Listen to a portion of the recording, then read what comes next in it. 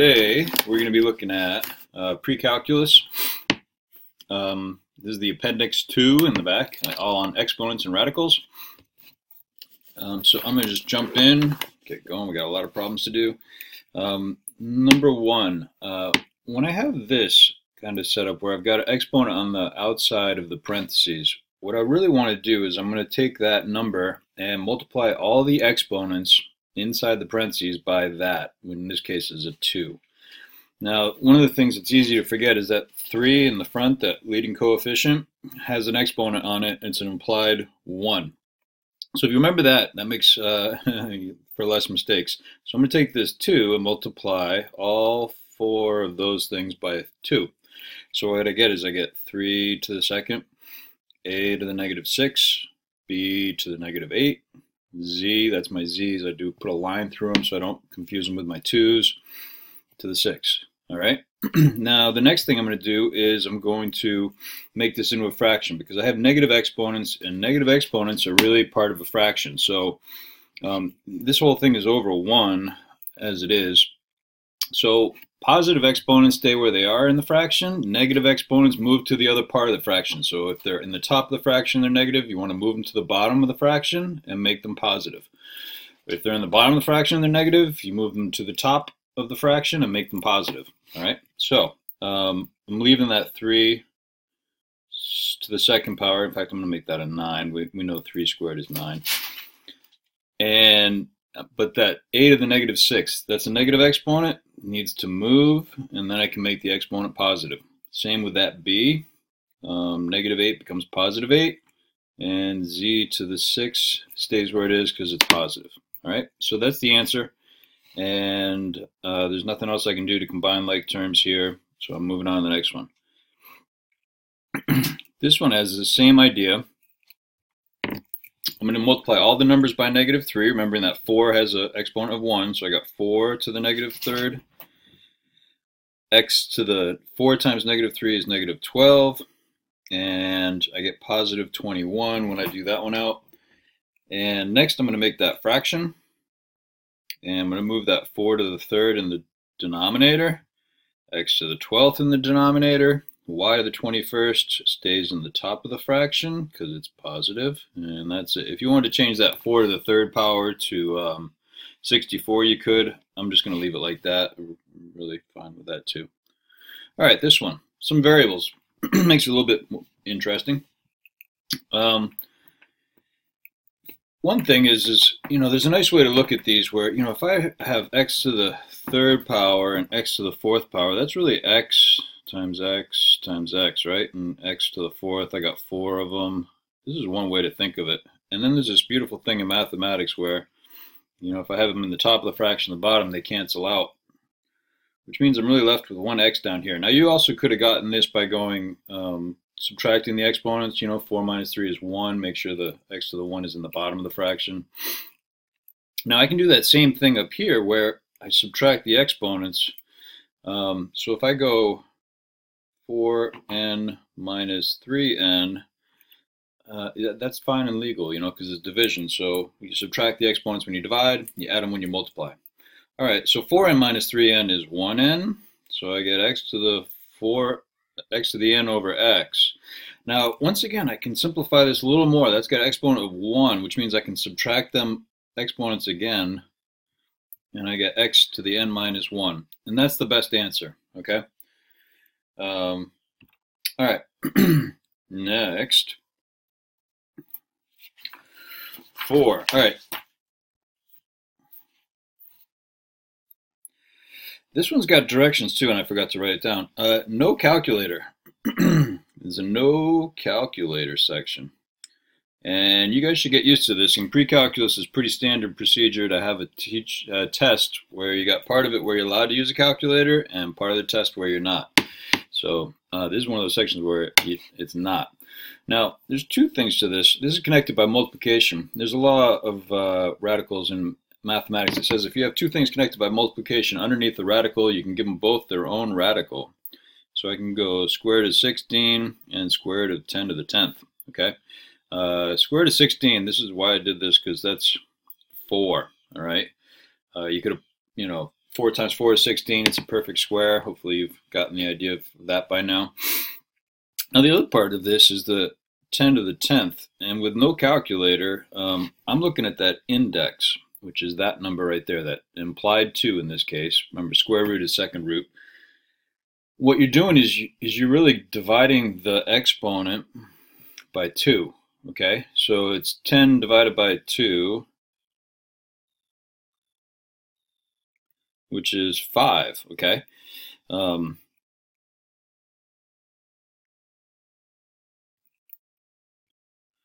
Now, you could either go like 10 to the 5th is really, let me erase that. We'll put it as one single number, since that's a pretty easy. That's a 1 followed by 5 zeros. 1, 2, 3, 4, 5 times 4, which makes it, so that's 100,000 times 4 is 400,000. And that is the answer with no calculator. All right. Now this one is not a no calculator problem.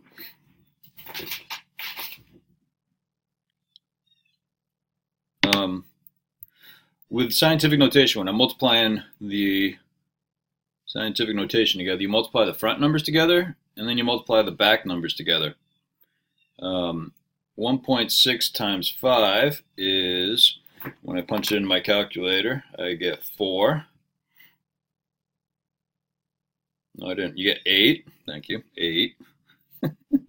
1.6 times 5 is 8. And then with these, I'm going to multiply the back numbers together, the 10 to the 4th times 10 to the 7th. Remember that you can add these exponents together now. Negative 4 plus 7 is 3. So this is times 10 to the 3rd. All right? And you could either leave it like this, or you could multiply it out and get 8,000. Move that decimal point 3 to the right for scientific notation. Okay. All right. A couple more with no calculator. These two. It's important to remember that something of the 1/2 power is really the square root. Okay. There's a 2 there.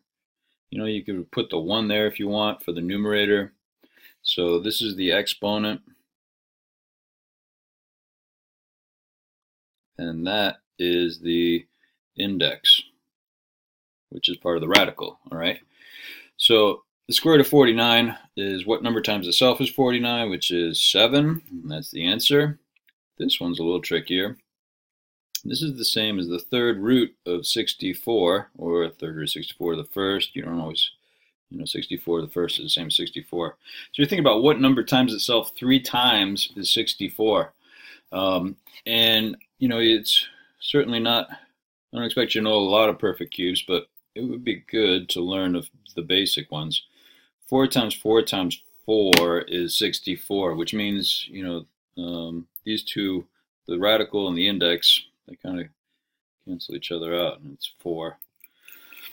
All right, so that is the answer to that one.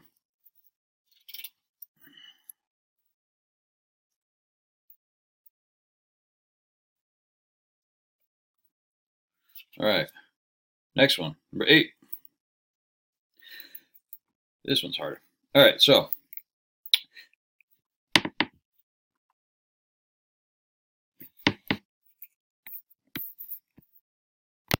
the easiest way to do this one with no calculator is, remember I already told you that this is the index, which means it's the root, okay? Which means if I take the third root of both of those numbers, the 27 and the 64, I can get rid of that index. So third root of 27 is 9.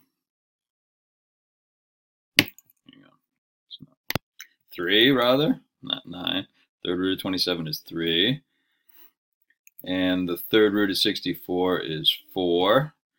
So I've gotten rid of the third root, okay? So all that's left now is the 2.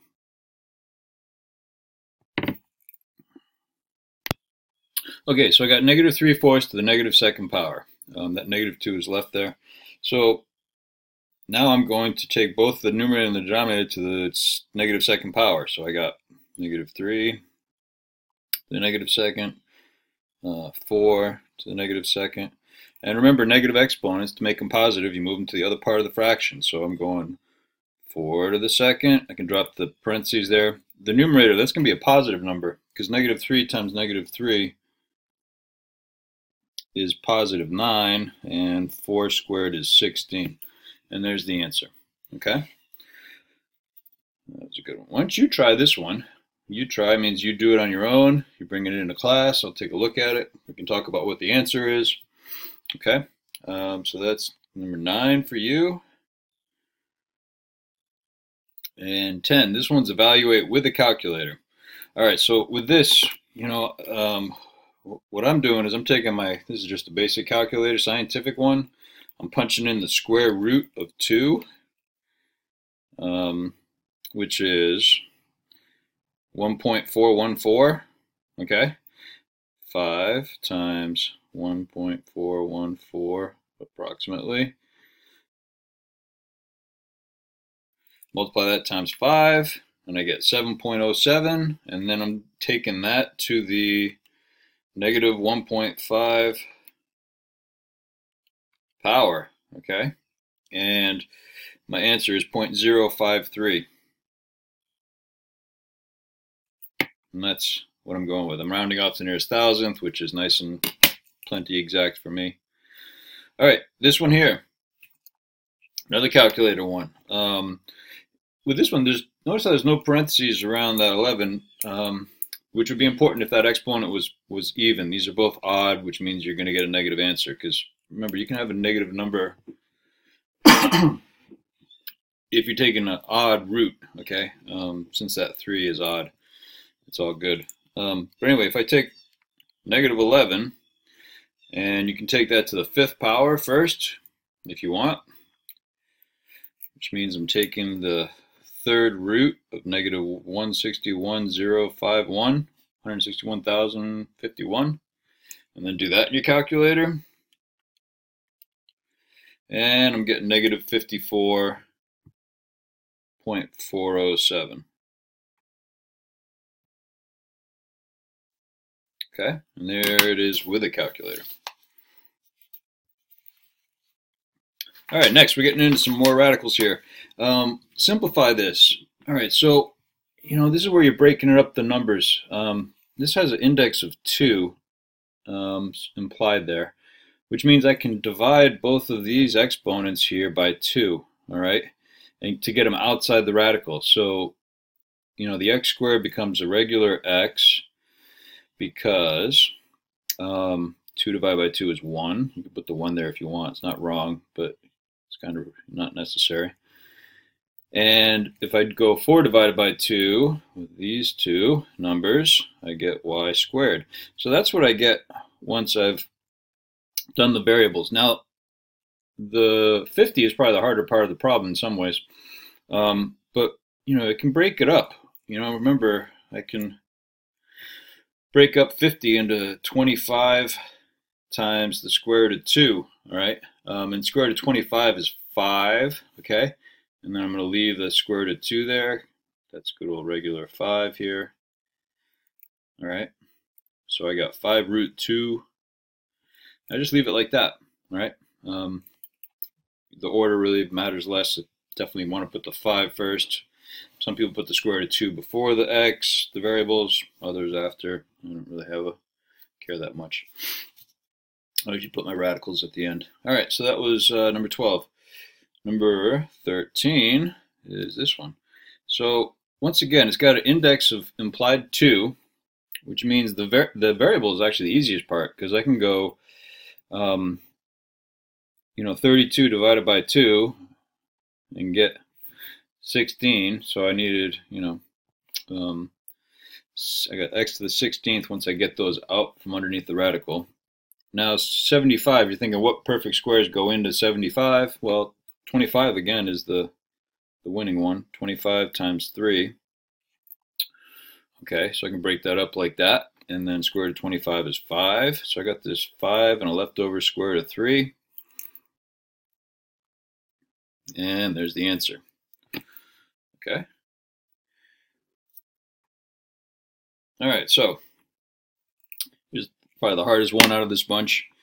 So I'm going to start by, there's going to be some stuff I can get out from underneath this radical, and there's going to be some stuff that I can't. So I'm going to leave a radical over here for the stuff I can't, and let's see what I can. I need even numbers of these exponents. So if that was x to the 6th, I could pull 3 of them out, because 6 divided by 2 is 3. But then I've got 1 left over under here. So if you're just looking at this, I can go, if you add the exponents together, you get x to the 7th, which means if I took, this one would be x to the 3rd, and then I've got this 1 leftover x. Okay, so I got a leftover x, I've got an x to the 3rd. All right, or you could just think about, what's the remainder kind of thing. 7 divided by 2 is 3.5. I got 3 of them. I got 1 left over. You can't pull 0.5x's out. All right, anyway, that's what you get. Same idea with the 11. Why the 11th? I can pull 10 of them. I need 10 of them to get 5 outside of the radical. And then I've got 1 left over, so I got y to the 10th times 1 more y, all right? So that gives me another y under the radical. And that a, I gotta do the z's next. So z, 30 divided by 2 is 15. So that's my, oops, that goes outside the radical.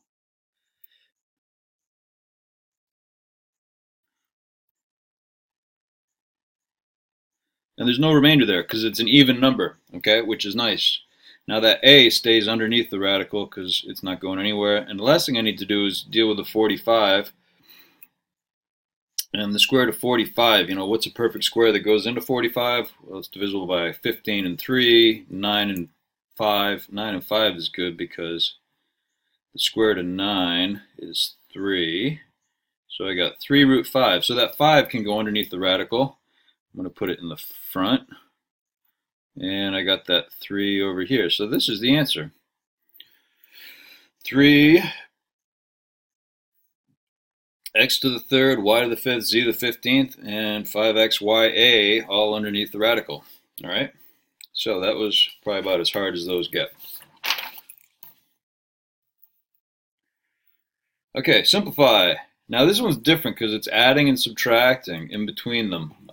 You can only add terms, radicals together if they have the same number underneath the radical and the same index. All right, so they both have the same index, but one's a 50 and one is an 8. And you can, we'll treat them like variables later. So I'm going to have to break them up. All right, that 3 and the 12 just stay there. Eventually I'll deal with them. But, what can I break 50 up into? We keep doing this one today. 25 and 2. All right, and what's a perfect square that goes into 8?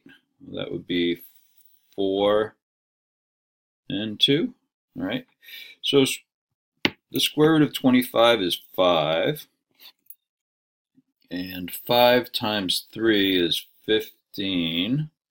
So I got 15 squared roots of 2. Square root of 4 is 2. And 2 times 12 is 24. All right, so now I can add them together because now I have the same index and the same radical. And what you do here is you add the coefficients together. You can think of these as variables. I like this way of thinking about it. This is really the same as 15x plus 24x.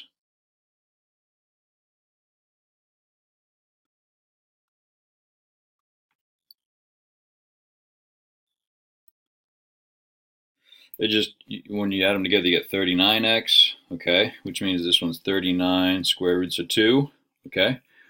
Same idea, it's just x is the square root of 2 in this case, all right? Okay, cool. This one.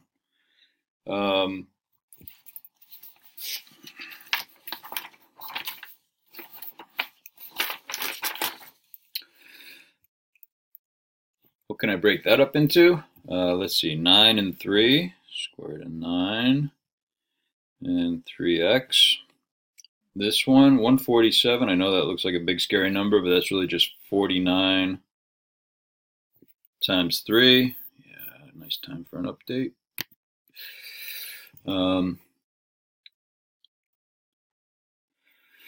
You know, I'm looking, you can look ahead sometimes too, and I knew that, you know, since this one had a 3 in it, chances are you might want to divide that 147 by 3, because if you know where we're going with this, where you have to have the same number under the radical, if I look to one side, you know, you might find out what's on the other, what the other is divisible by.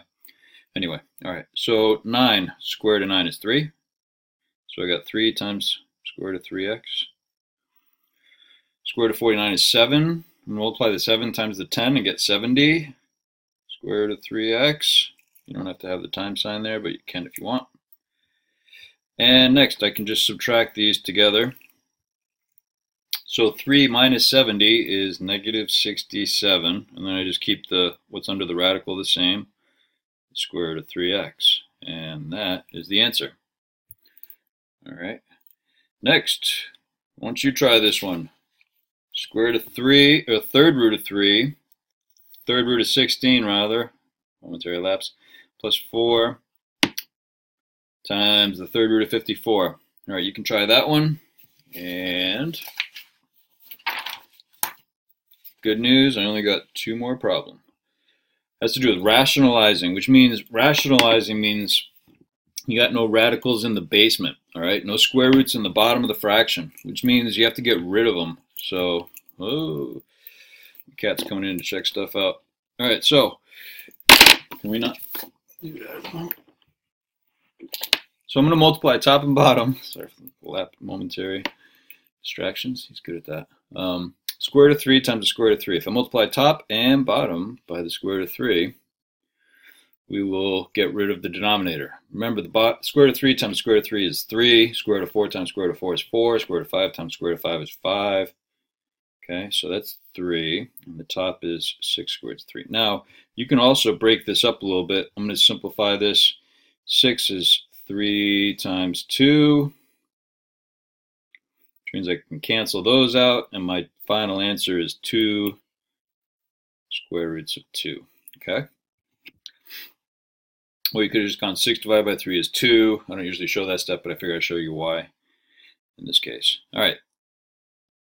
Last one. This one's harder. All right. I still have to get rid of that denominator.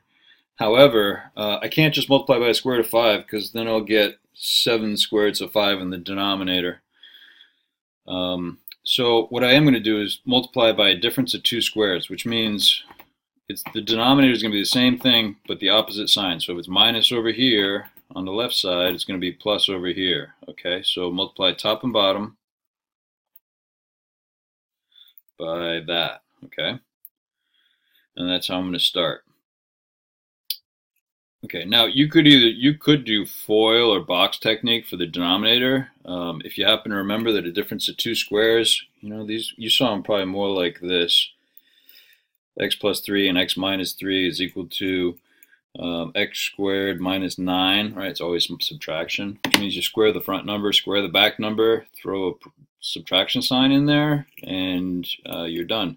Which means if I square both of these, 7 squared is 49. Square root of 5 squared is the square root of 5 times the square root of 5, which is 5. Throw a subtraction sign in there, and you're done. Now that's the same thing you would have gotten had you FOILed it out or used box technique. Okay. Now the numerator is a little different because this is 4 times 7 plus the square root of 5, which I will deal with in a minute. All right, erase that for a second. Okay, so next, 49 minus 5, that is 44. And if I do distributive property on the numerator, 4 times 7 is 28, plus 4 square roots of 5. Can I pull a 4 out? I can pull a 4 out. That's nice. All right, so I can pull a 4 out of the numerator. 28 divided, oh, I shouldn't have done it that way then. So instead of doing that, had I just gone like this and gone 44, I could have gone 44 divided by 4. That's the easier way to do it. I could do it this way. You pull a 4 out, right? And this is 11 times 4. And then these cancel. I just did more work than I had to, that's all. So square root is, 7 plus the square root of 5 over 11. If I had simply taken this, I was just trying to simplify the denominator. 44 is 11 times 4, and then I could have gone straight to that and gotten 7 plus the square root of 5 over 11. All right. Anyway, that's the answer.